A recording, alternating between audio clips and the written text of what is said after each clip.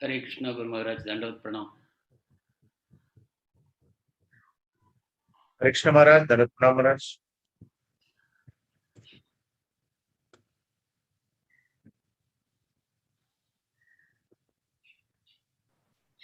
Hare Krishna. Hare Krishna Maharaj. Maharaj, today being the disappearance day of Srila Bhaktivinod Thakur and Sri Gadadhar Pandit.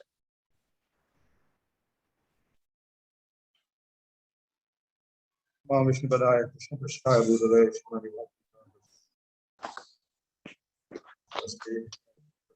Maharaj, there's a request for you. Hare Krishna Maharaj, Dandavat Pranam.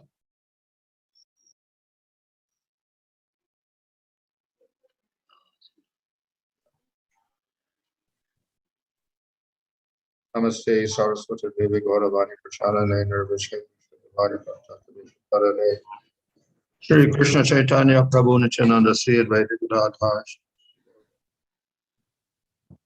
Hare Krishna, Hare Krishna. Hare Rama, Hare Rama, Rama Rama, Hare Hare. So a little bit about Srila Bhaktivinod Thakur. Bhaktivinod Thakur பற்றி சிறிது பேசுவோம். He is quite prominent in our sampradaya.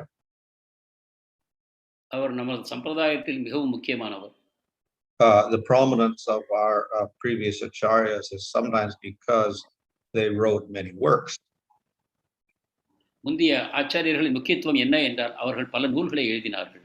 And of course, they're also prominent because of their great devotion. மேலும் அவர்களது உயர்ந்த பக்திக்காகவும் அவர்கள் பிரபல்யமாக இருக்கிறார்கள். Some great devotees like Gaur Kishore Das Babaji did not write any. Kaur Kishore Das Babaji அவரது தூய பக்திக்காகவே புகழ் பெறுகிறார். அவர் நூல்கள் எதுவும் எழுதவில்லை. Chaitanya Mahaprabhu himself wrote very little. Chaitanya மகாபிரபுவும் கூட மிகச்சிறிய அளவே நூல்கள் எழுதினார். And other devotees also did not write much. இதர பக்தர்களும் கூட அதிகமாக நூல்கள் எழுதவில்லை. Bhaktivinod Thakur was quite prolific in his devotional writing. ஆனால் பக்திவினோத் தாக்கூர் ஏராளமான நூல்களை இயற்றியிருக்கிறார். So throughout his life, he was very devoted to the Lord. அவர் வாழ்நாள் முழுவதும் பகவானிடம் தூய பக்தி தொண்டு புரிந்து கொண்டிருந்தார். And we see that his works actually are very, very important for their explanations of bhakti. மேலும் அவருடைய நூல்கள் பக்தியை விளக்கும் விதத்தில் மிகவும் முக்கியமான நூல்களாக அமைந்திருக்கின்றன. He also took a little bit of a new approach also. மேலும் அவர் ஒரு புதிய வழிமுறையை தேர்ந்தெடுத்தார். He tried to explain the works of the Goswamis so that people of the modern age could understand them. அவர் கோஸ்வாமியின் நூல்களை தற்கால மக்களும் புரிந்து கொள்ளும் வகையில் இயற்ற முயற்சி செய்தார். And therefore he made a more systematic explanation of things. எனவே அவர் அந்த விஷயங்கள் அனைத்தையும் ஒரு சரியான விஞ்ஞானபூர்வமான முறையில் அவற்றை உரைகள் எழுதினார். Of course, this was already done to some extent by Rupa Goswami and Nectar of Devotion. இவற்றை ஏற்கனவே ரூப கோஸ்வாமியும் பக்தி ரசாமிர்த சிந்து என்ற நூலின் மூலமாக ஓரளவு செய்திருந்தார். And also by Jiva Goswami in his Sandarbhas. ஜீவ கோஸ்வாமியும் தனது சந்தர்ப்பங்களின் மூலமாக இதை செய்திருந்தார். So, Thakur took those works and analyzed them very nicely and explained them to the modern world. Bhaktivinod Thakur இந்த நூல்களை எடுத்துக்கொண்டு அவற்றை ஆராய்ச்சி செய்து அதன் பிறகு தற்கால மக்களும் ஏற்றுக்கொள்ளும் விதத்தில் தன் நூல்களை எழுதினார். He also attempted to make some new literary forms expressed. மேலும் நூல்களை எழுதும் வகையிலும் ஒரு புதிய அணுகுமுறையை அவர் தேர்ந்தெடுத்தார். Therefore, he wrote some things like short stories like Prem Pradipa. எனவே அவர் பிரேம பிரதிபா போன்ற சிறுகதைகளையும் எழுதினார். That tells the story of one Bengali young person who goes off to Vrindavan and then he meets various people there. அதில் ஒரு பெங்காலி இளைஞன் பிருந்தாவனத்துக்கு சென்று அங்கு பல வகையான மக்களை சந்திக்கிறார். And then another work is Jaiva Dharma, which is largely philosophical, but it is within the setting of a story. ஜைவ தர்மாவும் கூட ஒரு தத்துவார்த்தமான நூலாக இருந்த போதிலும் அது ஒரு கதை வடிவத்தில் இயற்றப்பட்டது. And within that, of course, he has some discussions which are not covered in detail in the works of the Goswamis. அதற்குள் கோஸ்வாமிகளின் நூல்களில் இல்லாத சில மிக விவரமான உரையாடல்கள் அதில் இடம்பெற்றிருக்கின்றன. For instance, in one section he deals with the teachings of the Muslims and compares that to Lord Chaitanya's philosophy. உதாரணமாக ஒரு இடத்தில் முஸ்லிம்களின் தத்துவங்களை ஆராய்ச்சி செய்து அதை Chaitanya மகாபிரபுவின் உபதேசங்களோடு ஒப்பிடுகிறார். And he explains the relationship between bhakti and karma. மேலும் பக்திக்கும் கர்மத்துக்கும் இருக்கும் தொடர்புகளை அவர் விவரிக்கிறார். So in this way he wrote many different types of works. இவ்வாறு அவர் பல வகைப்பட்ட நூல்களை இயற்றினார். Some of them are in prose, some of them are in poetry. சில உரைநடைகளாகவும் சில பாடல் வடிவத்திலும் இருக்கின்றன. And in all of these works we see his very devotional attitude and his very analytical mind. இந்த நூல்கள் அனைத்திலும் அவரது தீவிரமான பக்தியையும் அதே சமயத்தில் ஆராய்ச்சி செய்யக்கூடிய மனப்பான்மையையும் நாம் காண்கிறோம். For instance, in Harinam Chintamani, he explains each of the namaparats. உதாரணமாக ஹரிநாம் சிந்தாமணி என்னும் நூலில் நாம அபராதங்கள் ஒவ்வொன்றாக அவர் விளக்குகிறார். So of course everything he says is from scripture, but the scriptures are in various places. They say various things, so it's very difficult for us to read all the scriptures to get information. So in one place he's gathered all that information and explained it nicely in relation to each of the 10 offenses. அவர் கூறுபவை அனைத்தும் இலக்கியங்களில் இருக்கின்றன. ஆனால் நாம் அனைத்து இலக்கியங்களையும் எடுத்து படித்து பார்த்து இந்த விஷயங்களை சேகரிப்பது என்பது இயலாத காரியம். ஆனால் அவற்றை அவர் செய்து ஒவ்வொரு அபராதத்தின் கீழும் சாஸ்திரங்களின் விவரங்களை திரட்டி நமக்கு கொடுக்கிறார். And he also explains in more detail the concept of namabhas. மேலும் நாமாபாசம் என்னும் கொள்கையை அவர் விவரமாக நமக்கு தருகிறார். Of course, this is mentioned in Chaitanya Charitamrita, but not much explanation is given. இது சைத்தன்ய சரிதாமிர்தத்தில் தரப்பட்டிருக்கிறது, ஆனால் விளக்கங்கள் இல்லை. So he devotes a whole chapter of Harinam Chintamani to explaining about namabhas. எனவே ஹரிநாம சிந்தாமணியில் ஒரு முழு அத்தியாயம் நாமாபாசத்தை விளக்குவதற்காகவே தரப்பட்டிருக்கிறது. And of course, he was also very interested in explaining the relationship of bhakti to the other processes like karma yoga and jnana. மேலும் பக்திக்கும் இதர யோகங்கள் கர்மயோகம் ஞான யோகம் போன்றவற்றுடன் உள்ள தொடர்பை விளக்குவதற்கும் அவர் முற்பட்டார். So in Harinam Chintamani, in Jaiva Dharma, in Chaitanya Charitamrita, he explains the relationship and how they're different. ஹரிநாம Chintamani, Chaitanya சிக்ஷாமிருதா மற்றும் ஜைவ தர்மா என்னும் நூல்களில் அவர் இவற்றை விளக்குகிறார். So he had a lot of philosophical interest. எனவே அவர் தத்துவார்த்த ஆராய்ச்சியில் மிகுந்த ஆர்வம் கொண்டிருந்தார். He also had an interest in rasa. ரசத்திலும் அவருக்கு அதிகமான ஆர்வம் இருந்தது. So though he is very analytical in mind, at the same time he is very attracted to the pastimes of. எனவே விவரமாக ஆராய்ச்சி செய்யும் மனப்பான்மையை கொண்டிருந்தாலும் கூட அவர் ரச தத்துவத்துக்குள் அதை அனுபவிப்பதில் மிகுந்த ஆர்வம் காட்டினார். So therefore he presented Lord Chaitanya's philosophy in a very complete manner. எனவே சைத்தன்ய மகாபிரபுவின் தத்துவ கோட்பாடுகளை அவர் மிக முழுமையான விதத்தில் நமக்கு அளித்திருக்கிறார். As well as writing, he was an active preacher. எழுதுவதை தவிரவும் அவர் தீவிரமான பிரச்சாரகரும் ஆவார். So he took every opportunity to communicate Lord Chaitanya's message to everyone. Chaitanya மகாபிரபுவின் உபதேசங்களை அனைவரிடம் கொண்டு சென்று சேர்ப்பதில் அவர் தீவிரமான ஆர்வம் காட்டினார். So he had many speaking engagements. எனவே அவர் பல இடங்களில் சொற்பொழிவுகள் ஆற்றினார். At the same time, he was supporting his family. அதே சமயத்தில் தன்னுடைய குடும்ப பொறுப்புகளையும் அவர் நிர்வகித்து வந்தார். He actually had quite a huge family, I think 10 or 11 children. அவருக்கு பெரிய குடும்பம் இருந்தது, 10-11 குழந்தைகள் இருந்தார்கள். So to do that, he was a magistrate and he supported them by that occupation. இதை செய்வதற்காக அவர் மேஜிஸ்ட்ரேட் என்னும் பணியை ஆற்றிக்கொண்டு அதன் மூலமாக இந்த குடும்பத்தை காப்பாற்றினார். But in spite of his work and in spite of taking care of the family, he also had sufficient time to write and to preach. எனவே தனது உத்தியோகத்தை செய்து குடும்பத்தை பராமரிக்கும் வேலைகள் போக அவருக்கு இந்த ஆன்மீகத்தில் செலவு செய்ய நேரம் கிடைத்தது. In this way, he set a very good example for others. இவ்வாறு அனைவருக்கும் அவர் ஒரு சிறந்த உதாரணமாக விளங்குகிறார். And in spite of the fact that he had such a huge family, eventually he gave everything up. இந்த பெரிய குடும்பம் இருந்த பொழுதிலும் இறுதியில் அவர் அனைத்தையும் துறந்தார். So we see in his last years, he was sitting in his bhajan kutir in Puri. இறுதி நாட்களில் பூரியில் அமைந்துள்ள தனது பஜன குட்டீரில் தன் நாட்களை கழித்தார். So again, he showed the ideal conduct of a householder. Maharaj, He showed the ideal conduct of a household. எனவே ஒரு கிரகஸ்தருடைய சிறந்த வாழ்க்கை முறையை அவர் நமக்கு எடுத்து காட்டுகிறார். At a certain age, the grihastha should become detached from the house. ஒரு குறிப்பிட்ட வயதை எய்தும் பொழுது கிரகஸ்தர் தன்னுடைய குடும்ப பற்றிலிருந்து விடுபட்டுக் கொள்ள வேண்டும். And of course, his remarkable achievement also was that he had a son, Bhaktisiddhanta Saraswati Thakur, who also became a very great devotee. மேலும் அவருடைய குமாரனாகிய பக்தி சித்தாந்த சரஸ்வதி டாக்கூரரும் ஒரு மிகச்சிறந்த பக்தராக ஆனார். And Bhaktisiddhanta Saraswati Thakur became absorbed in the teachings of Chaitanya Mahaprabhu because of Bhaktivinod Thakur.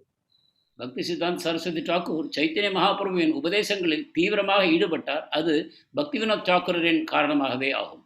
And of all the sons, he was the one who became most dedicated and active preacher. அவருடைய அனைத்து மகன்களுக்குள்ளும் இவரே தீவிரமான பிரச்சாரகராக ஆனார். And Bhaktivinod Thakur encouraged him. Bhaktivinod தாக்கூரும் அவருக்கு ஆதரவும் உற்சாகமும் அளித்தார். Bhaktivinod Thakur was also sensitive to his particular time.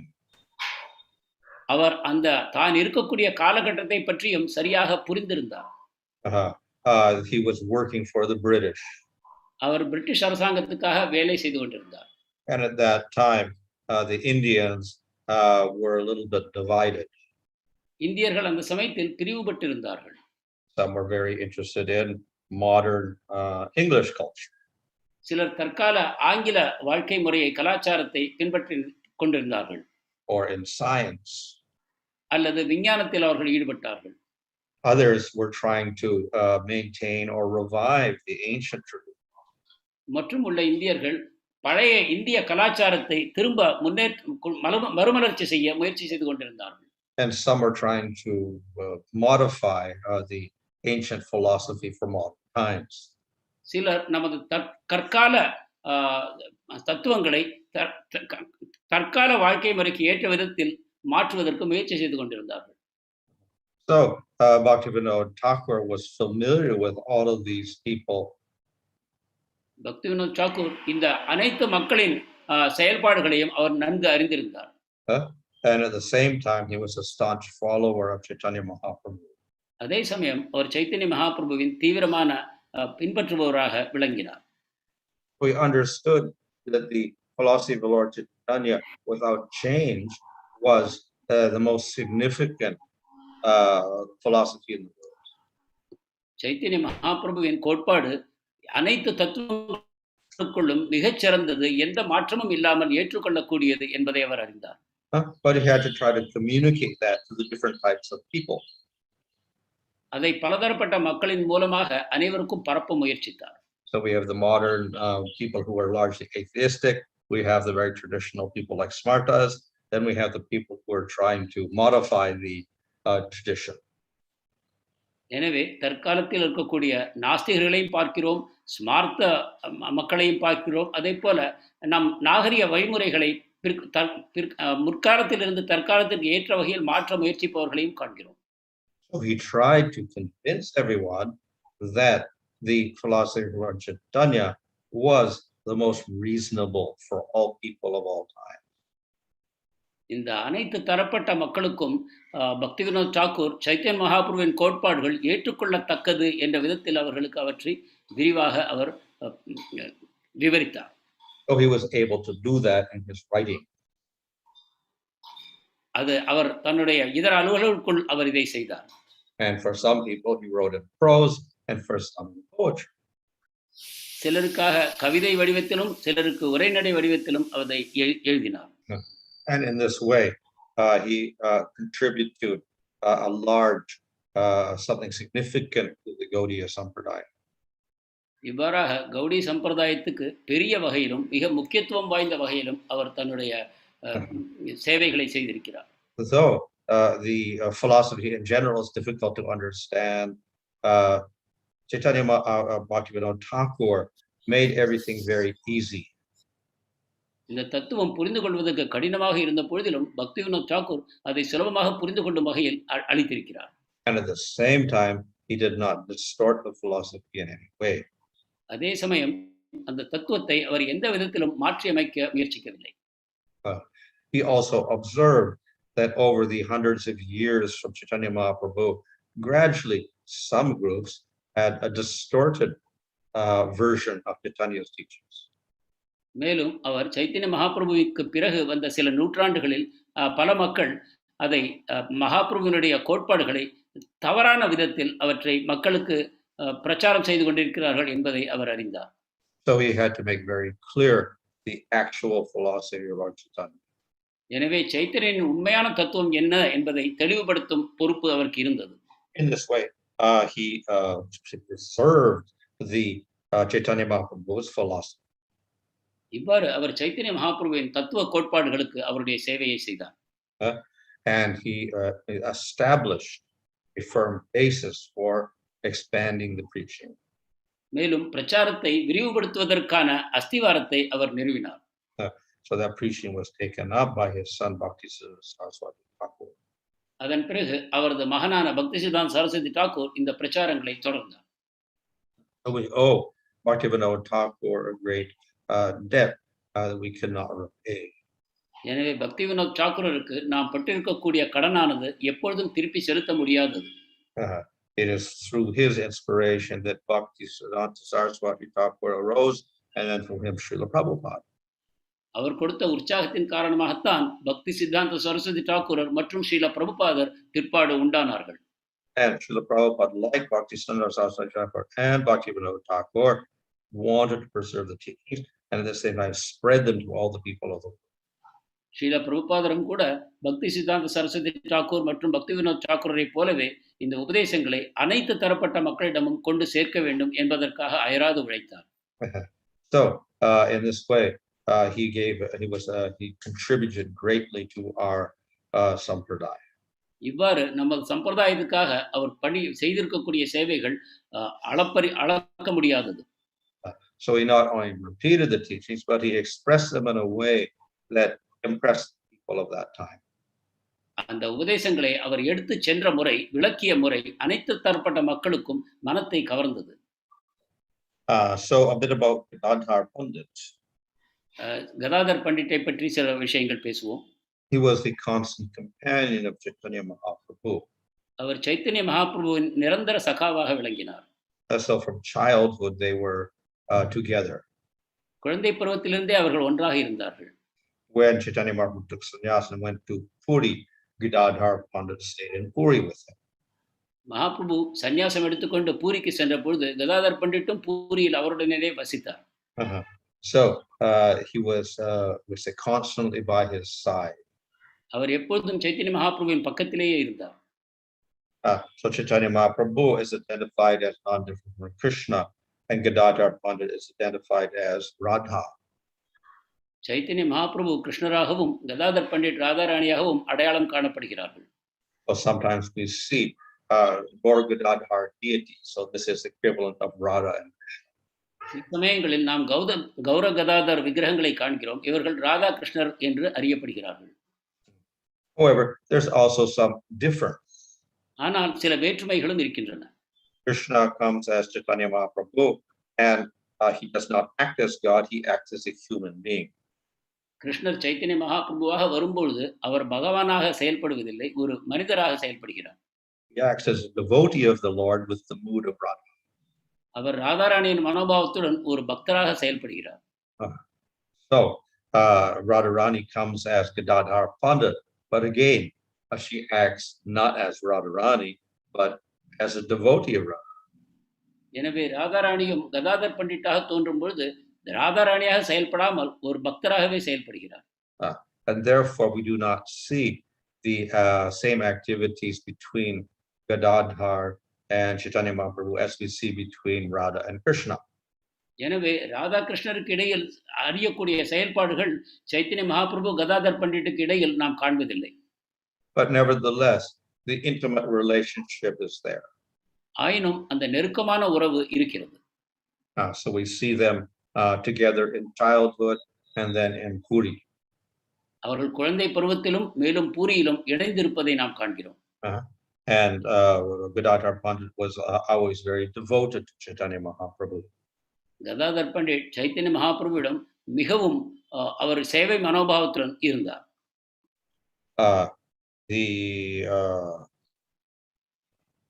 After Chaitanya Mahaprabhu's disappeared, then Gadadhar remained for some time. Chaitanya மகாபிரபுவின் மறைவுக்கு பிறகு கதாதர் பண்டிட் சில காலம் இருந்தார். But then he also disappeared in great separation. ஆனால் அவரும் அந்த பிரிவாற்றாமையின் விளைவாக பிற்பாடு மறைந்து போனார். The pastimes are there in Gauranga Leela, but they are somewhat different from the pastimes in Krishna Leela. Gauranga லீலையில் காணப்படும் லீலைகள் Krishna லீலையிலிருந்து மாறுபட்டவை. So in Gauranga's pastimes, they are both acting as devotees of. Gauranga லீலையில் இவர்கள் இருவரும் கிருஷ்ணரின் பக்தர்களாக செயல்படுகிறார்கள். And at the same time, they are taking the mood of the devotee of Krishna. அதே சமயம் கிருஷ்ணருடைய பக்தர்களாக மனோபாவத்தை கொண்டிருக்கிறார்கள். So therefore, the direct relationship of Radha and Krishna is not expressed in the relationship of Gaura and Gadadhar. எனவே அந்த நேரடியான ராதா கிருஷ்ணர் உறவு கௌர கதாதர் உறவில் வெளிப்படுவதில்லை. So that goes not only for Gadadhar, it goes for all of the associates of Lord Chaitanya. இது கதாதருக்கு மட்டுமல்ல, சைத்தன்ய மகாபிரபுவின் அனைத்து சகாக்களுக்கும் பொருந்தக்கூடிய விஷயமாகும். Many of them can be identified as associates of Krishna's pastimes. அவர்களில் பலரையும் கிருஷ்ணருடைய லீலைகளில் இருக்கக்கூடிய சகாக்களாக நாம் அடையாளம் காண முடியும். But they do not act like those associates of Krishna when they are in Lord Chaitanya's pastimes. ஆனால் கிருஷ்ணருடைய சகாக்களாக அவர் கௌரங்க லீலைகளில் அவர்கள் நடந்து கொள்வதில்லை. So therefore we have associates identified as Lalita and Vishaka and the Astasakis, but they do not act like Astasakis in Lord Chaitanya's pastimes. இவ்வாறு லலிதா, விஷாகா, அஷ்டசகிகள் கௌர லீலையிலும் இருப்பதை பார்க்கிறோம். ஆனால் அவர்கள் அந்த விதமாக நடந்து கொள்வதில்லை. But by certain symptoms, then we can identify. ஆனால் அவர்களிடம் காணும் சில அடையாளங்கள் மூலமாக நாம் அவர்களை கண்டுகொள்ள முடியும். So because of the great relishing of Radha Krishna's pastimes, because of the intimate relationship with Lord Chaitanya, then we can identify the Sakis of Radha among Lord Chaitanya's associates in Puri. அவர்கள் ராதா கிருஷ்ணனின் லீலையில் அவர்களுக்குள்ள ஆழ்ந்த ஆர்வத்தையும் சைத்தன்ய மகாபிரபுவிடம் அவர்களுக்கு இருக்கக்கூடிய நெருக்கத்தையும் கொண்டு அவர்கள் கிருஷ்ண லீலையில் எத்தகைய பாத்திரங்களை ஏற்றிருந்தார்கள் என்பதை நாம் உணர முடிகிறது. And we identify the Goswamis in Vrindavan with the Manjaris. மேலும் பிருந்தாவனத்தில் இருக்கக்கூடிய கோஸ்வாமிகளை மஞ்சரிகளாக நாம் அடையாளம் காண்கிறோம். Who are servants of the gopis and Krishna. அவர்கள் கோபியர்களுக்கும் கிருஷ்ணருக்கும் சேவை செய்பவர்களாக விளங்குகிறார்கள்.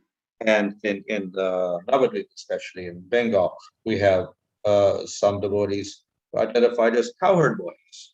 மேலும் குறிப்பாக வங்காளத்தில் நவத்வீபத்தில் சில பக்தர்கள் இளையர் சிறுவர்களாக அடையாளம் காணப்படுகிறார்கள். But of course, they don't act like cowherd boys in Lord Chaitanya's pastimes. ஆனால் சைத்தன்ய லீலையில் அவர்கள் இளைய சிறுவர்களாக நடந்து கொள்வதில்லை. But they are, say, devotees of Nityananda Prabhu, who is also Balaram. அவர்கள் நித்யானந்த பிரபு அவருடைய பக்தர்களாக விளங்குகிறார்கள். அதாவது அவர் பலராமர் ஆவார். And they act in a very friendly way, and they joke together. அவர்கள் மிகவும் நட்புறவுடன் ஹாஸ்ய பாவத்துடன் பழகுகிறார்கள். So in this way, various associates of Krishna in Vrindavan are associates in Navadvip and Puri, Vrindavan, of Lord Chaitanya. இவ்வாறு பிருந்தாவனத்தில் கிருஷ்ணருடைய சகாக்களாக இருக்கக்கூடிய பலரும் நவத்வீபத்தில் சைத்தன்ய மகாபுருடைய லீலையில் அவரது சகாக்களாக தோன்றுகிறார்கள். Krishna himself becomes Chaitanya Mahaprabhu with the mood of Radha. கிருஷ்ணரே ராதாராணியின் மனோபாவத்துடன் Chaitanya மகாபிரபுவாக தோன்றுகிறார். And Radharani becomes Gadadhar Pandit. ராதாராணியும் Gadadhar பண்டிட்டாக ஆகிறார். Hare Krishna. Hare Krishna Maharaj. Thank you so much, Maharaj, for a nectar about Srila Bhaktivinod Thakur and Sri Gadadhar Pandit. The first question comes from His Grace Swarnamadhav Prabhu.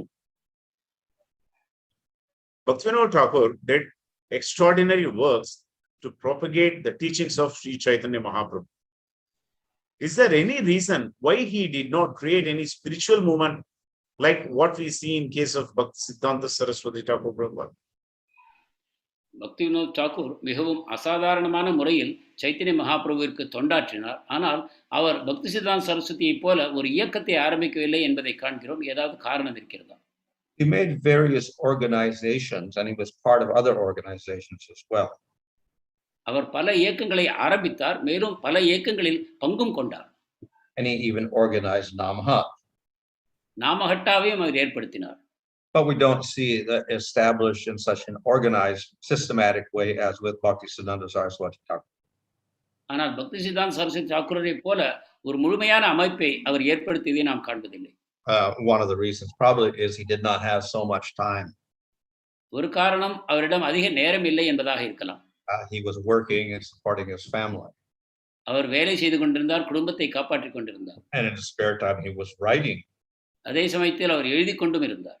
Bhaktisiddhanta Saraswati Thakur, he was completely renowned, so he had all the time to preach and to organize his ashram.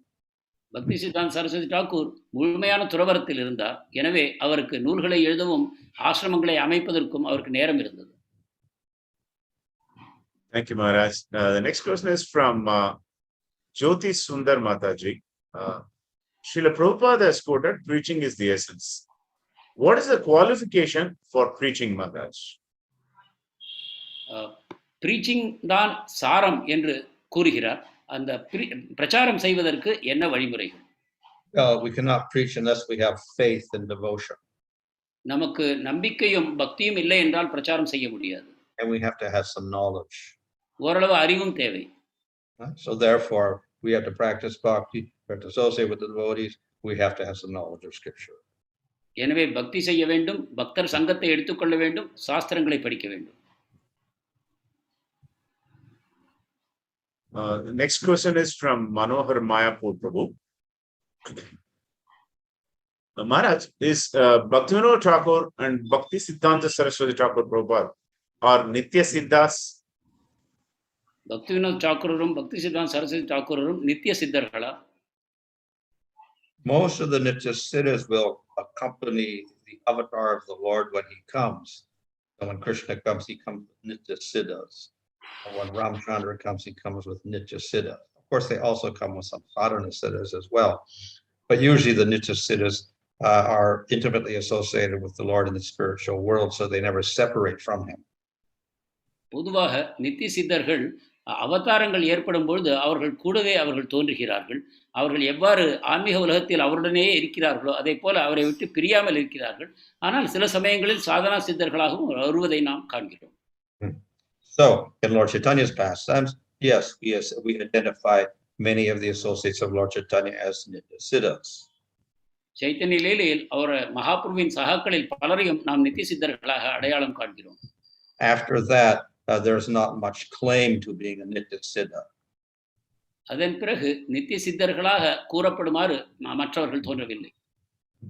However, the obviously the devotees of a certain guru or a certain leader, they often identify their leader as an associate of the Lord. That doesn't necessarily mean it's Nitya Siddha, Adana Siddha.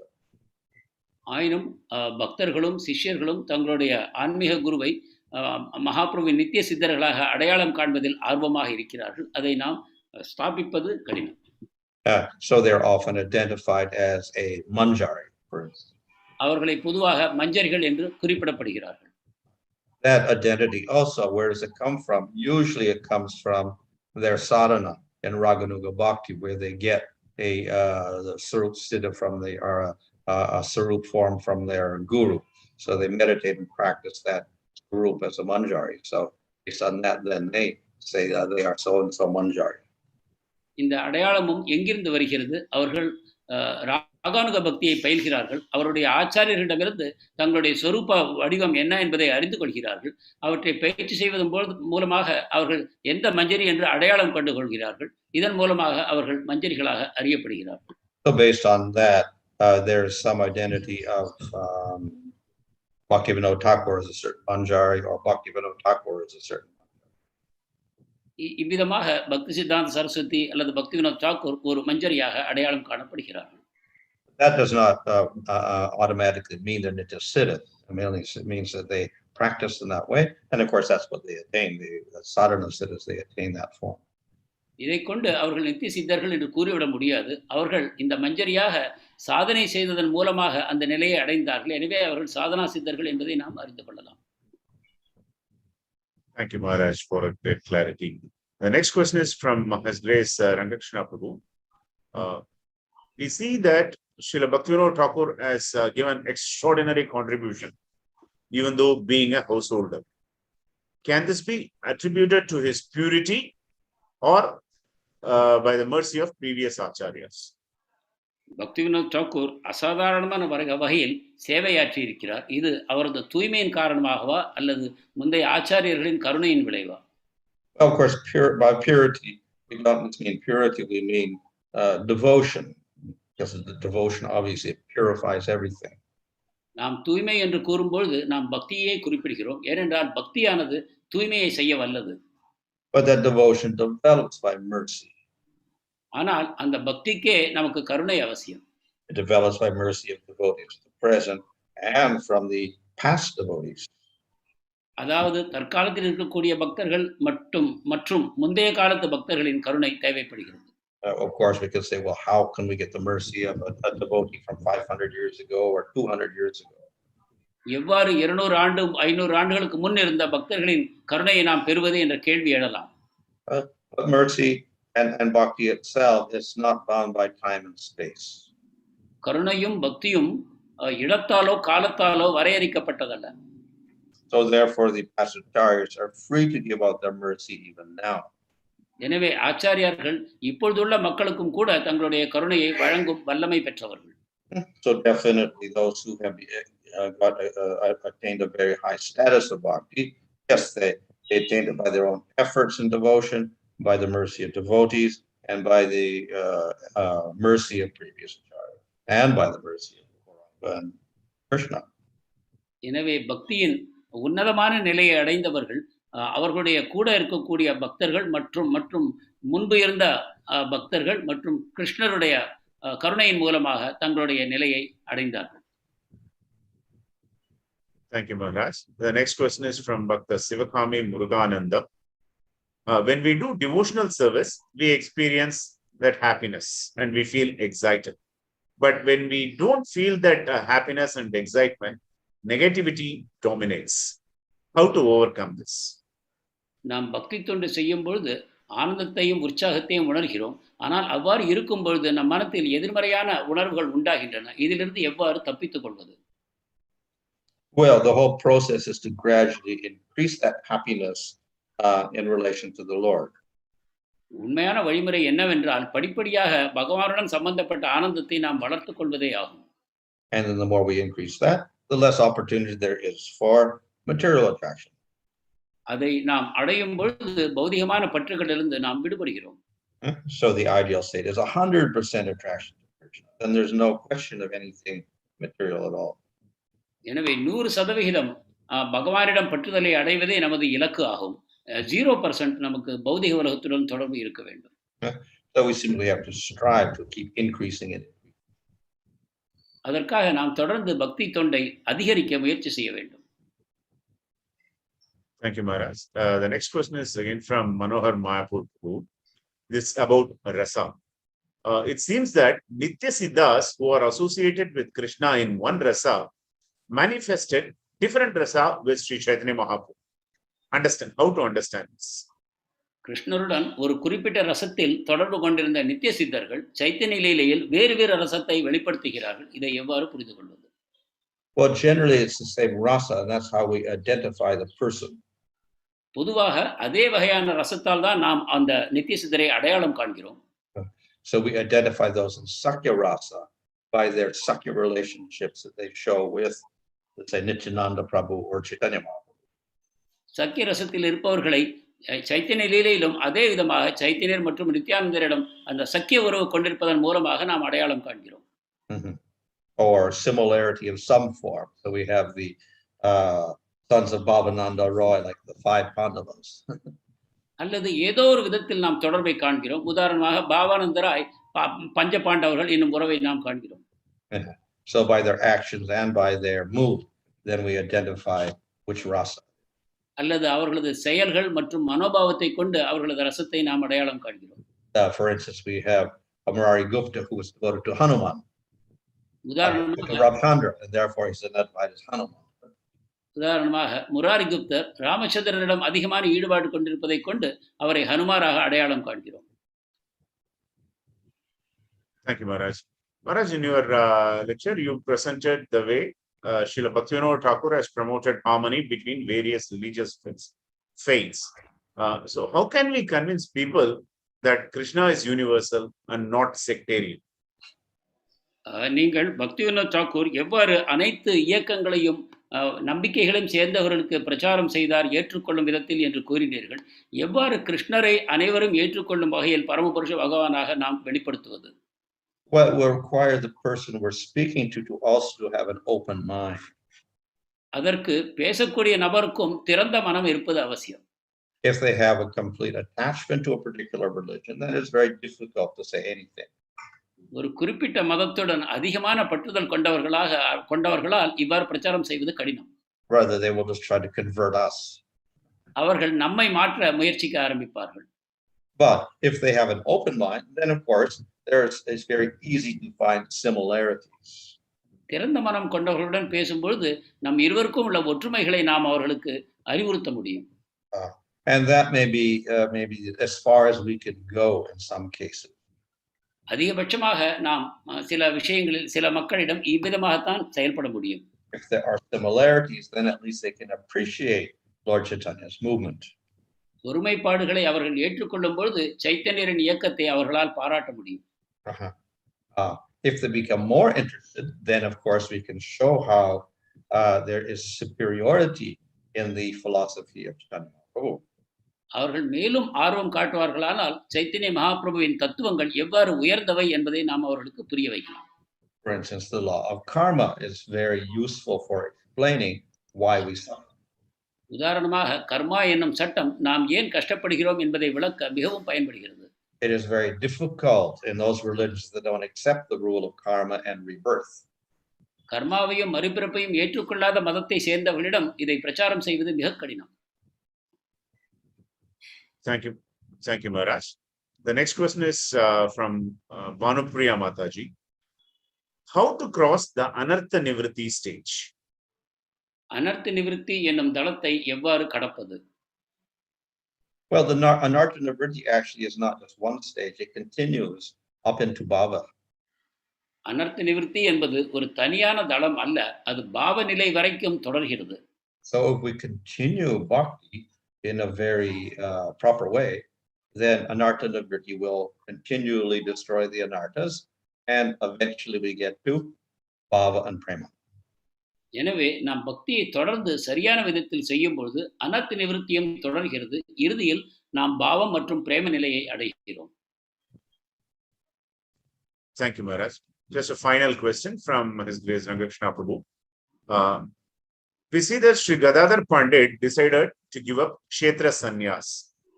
So now, considering the term Mahajano Yena Gatasya Pantaha, how to appreciate such great devotees willing to give up such vows? How to understand them? Gadadhar Pandit தன்னுடைய க்ஷேத்திர சந்நியாசத்தை துறக்க முடிவு செய்தார் என்பதை காண்கிறோம். நாமும் மகாஜனோ ஏன கதசிய பந்தாக என்ற கொள்கையை கொண்டிருக்கிறோம். அப்பொழுது அவர்கள் செய்யக்கூடிய இத்தகைய செயல்களை நாம் எவ்வாறு புரிந்து கொள்ள வேண்டும்? Well, these are the pastimes of the Lord and his devotees. So within those pastimes, we'll find such activities.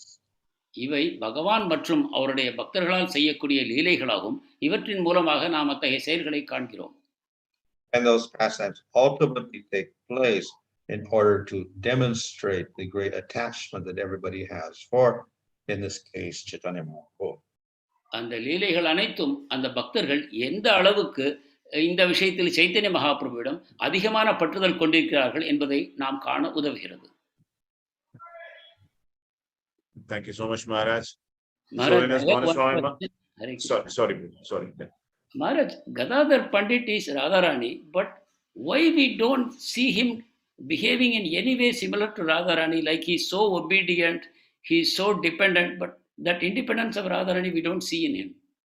Well, as I said, a lot of it is covered up because acting as a devotee. Gadadhar Pandit பொதுவாக ராதாராணியின் குணங்களை வெளிப்படுத்துவதில்லையே, அது ஏன் என்பதன் பொழுது பதிலாவது அவர் பக்தராக செயல்படுவதன் காரணமாக.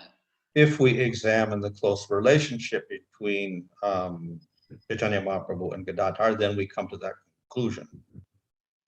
ஆனால் கதாதர் பண்டிட் மற்றும் சைத்தன்ய மகாபிரபுக்கு இடையில் இருக்கக்கூடிய நெருங்கிய உறவை நாம் காணும் பொழுது அவர்கள் ராதாகிருஷ்ணர் என்பதை நாம் உணரலாம். We have another devotee, Gadadhar Pandit. இன்னொரு பக்தர் ஜெகதானந்த பண்டிதர் இருக்கிறார். So he's identified as Satyabhama. அவர் சத்யபாமாவாக அடையாளம் காணப்படுகிறார். And Satyabhama, unlike Rukmini, was not very docile. Satyabhama ருக்மிணியை போல அல்லாமல் அடங்கியவராக அவர் நடக்கவில்லை. So we see that Gadadhar Pandit often quarreled with Chaitanya Mahaprabhu. எனவே ஜெகதானந்த பண்டிதர் சைத்தன்ய மகாபிரபுவுடன் அடிக்கடி தகராறுகள் செய்வதை நாம் காண்கிறோம். So on that basis, then he is identified as Satyabhama. இதன் அடிப்படையில் அவர் சத்யபாமாவாக அடையாளம் காணப்படுகிறார். Thank you, Maharaj. Thank you so much, Maharaj. It was so sweet. His Holiness Bhanu Swami Maharaj ki jai. Shri Gadadhar Pandit ki jai. Srila Bhaktivinod Thakur ki jai. Shri Gadadhar Pandit Bhaktivinod Thakur Tirobhavati ki Mahamahotsav ki jai. Jagat Guru Srila Prabhupada ki jai. Dear devotees, thank you so much for your continued engagement. Today evening we have Srila Prabhupada Katha on the topic of our ever well-wisher by His Grace Srinivas Nitai Prabhu. Srila பிரபுபாதர் நமது நலம் விரும்பி எனும் தலைப்பில் who is speaking, Prabhuji? Srinivas Nitai. Srinivas நித்தாய் பிரபு இன்று சொற்பொழிவு வழங்க இருக்கிறார். இன்று மாலை 7 to 8 வரைக்கும். Similarly, tomorrow and day after tomorrow we have wonderful sessions lined up. நாளையும் நாளை மறுநாளும் கூட அற்புதமான சொற்பொழிவுகள் இருக்கின்றன. So devotees are requested to take advantage of this nectarian glorifications of Srila Prabhupada. பக்தர்கள் தொடர்ந்து இந்த ஸ்ரீல பிரபுபாதரின் புகழ்ச்சியை பற்றி அந்த பயனை எடுத்துக்கொள்ளுமாறு கேட்டுக்கொள்கிறோம். As a regular practice, let's chant Hare Krishna Mahamantra thrice for the welfare of everyone and offer our respectful obeisances unto all the Vaishnavas. Hare Krishna, Krishna Krishna, Hare Hare, Hare Ram, Ram Ram, Hare Hare, Hare Krishna, Krishna Krishna, Hare